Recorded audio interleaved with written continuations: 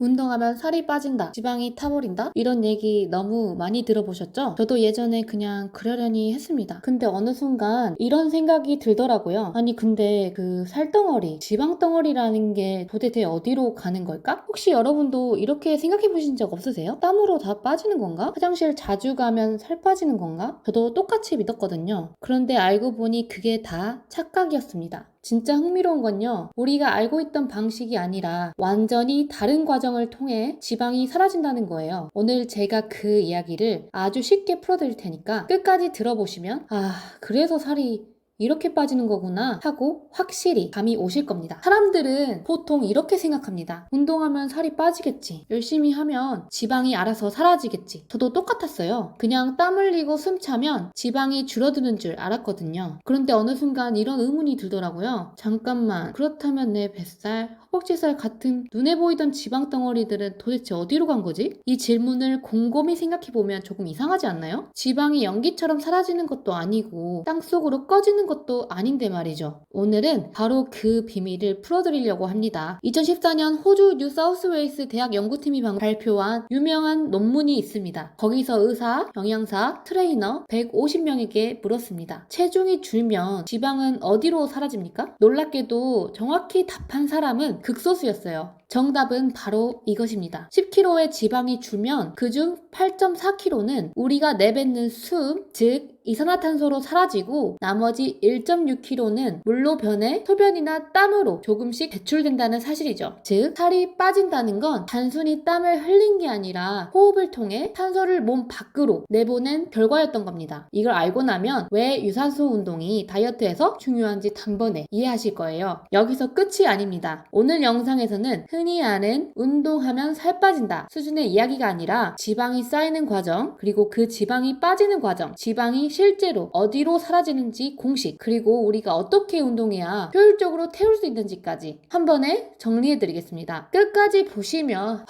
이제야 제대로 알겠다 하실 겁니다. 먼저 지방이 어떻게 쌓이는지부터 보겠습니다. 우리가 음식을 먹으면 음식은 입에서 잘게 부서지고 입에서 소화된 뒤 소장으로 내려갑니다. 그 과정에서 지방은 아주 작은 단위로 쪼개지고 소장의 작은 문 같은 융터를 통해 혈관으로 들어갑니다. 그 혈관에 들어간 지방은 몸 곳을 돌다가 호르몬의 신호를 받아 지방세포 안으로 저장됩니다. 필요 이상으로 쌓이면 지방세포는 점점 커지고 우리가 흔히 말하는 뱃살, 팔뚝살, 허벅지살이 되는 거예요. 여기서 중요한 포인트가 있습니다. 지방세포의 숫자는 청소년기 때 이미 결정되고 성인이 된 이후에는 줄어들지 않는다는 사실입니다. 숫자는 그대로고 안에 기름을 얼마나 채우냐에 따라 비만이 되는 거죠. 그래서 살은 쉽게 찌는데 왜 빠지기는 어려운가? 라는 질문에 답이 되는 부분입니다. 그럼 반대로 지방이 빠지는 과정은 어떻게 될까요? 운동을 시작하면 우리 몸은 다양한 호르몬을 분비합니다. 이 호르몬들이 혈액을 타고 전신으로 퍼져 에너지가 필요하다, 지방을 꺼냈어라 라는 신호를 보냅니다. 그러면 지방세포에 저장되어 있던 지방이 풀려나 혈액 속으로 들어가고 근육세포로 이동합니다. 근육은 이 지방을 연료처럼 태워 에너지를 만들어요. 이때 생기는 찌꺼기가 바로 탄소인데 이 탄소가 탄소와 결합하면 이산화탄소가 되어 호흡으로 빠져나갑니다. 즉 우리가 헉헉거리며 숨 쉴 때마다 지방이 줄어들고 있는 것입니다. 그리고 일부는 물로 바뀌어 소변이나 땀으로 조금씩 배출됩니다. 그래서 10kg 지방이 줄면 8.4kg는 숨으로, 1.6kg는 물로 사라진다 말씀드린 거예요. 조금 더 공식을 볼까요? 지방 1kg를 태우려면 약 29kg의 산소가 필요합니다. 즉 산소와 결합해야만 지방이 분해되고 그 부산물이 이산화탄소와 물로 빠져나가는 거죠. 이 말은 유산소 운동이 핵심이라는 뜻입니다. 숨을 깊게 쉬고 산소를 많이 쓰는 운동이 지방 연소를 가장 효과적으로 만드는 거죠.